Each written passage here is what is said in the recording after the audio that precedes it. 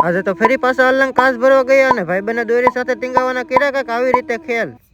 સવારમાં મસ્ત એવો દુકાને નાસ્તો આવી ગયેલો હતો એટલે સૌથી પહેલા તો નાસ્તો કરી લીધો ને પછી હું અને મારા બે ભાઈબંધો નીકળી પડ્યા અલંગ જવા. એ પણ ટુ વ્હીલ લઈને અમારે માત્ર તળાજા સુધી જ આવવાનું હતું એટલે તળાજામાં ટુ વ્હીલ મૂકી દીધી ને હવે અમારે જવાનું છે આ કેરીમાં બેસી ગયા ને કેરી સ્પેશિયલ એટલા માટે બોલાવેલી હતી કે ભાઈ કાચ છે ને આ કેરીમાં જ નાખવો પડશે કારણ કે તે ટુ વ્હીલમાં આવે એમ છે નહીં. કેરીમાં બેસીને અલંગમાં એન્ટર થઈ ગયા અને આવી જાય એ લોકેશન ઉપર કે જ્યાં આપણે કાલ કાચ રખાવેલો હતો. કાચ અમારે ખાલી એક જ લઈ જવાનો હતો એટલે અમારી સાથે આવેલા લોકો બધા ઉભા કાચ જોતા હતા. એક બધાથી ઉશ્કેન કાંટા ઉપર મૂકી દીધો અને તે કાંટા ઉપર જે વજન થશે તે પ્રમાણે આપણે પૈસા દેવાના થશે. થોડા ઘણા પૈસા દેવાના સાથે પૈસા આપી દીધા અને પછી કાચ ચડાવી દીધો કેરીની ઉપર. કાચ પડીને ફૂટી ના જાય તેના માટે થઈને ફરતી દોરી બાંધી દીધી અને પછી નીકળી પડ્યા અમે હતન પર જવા માટે. રસ્તામાં ભાઈબંધે એક કેરી સાથે બાંધેલી દોરી પકડી અને તેને એમ થાય છે કે ભાઈ હું બળદ ગાડું આકું છું.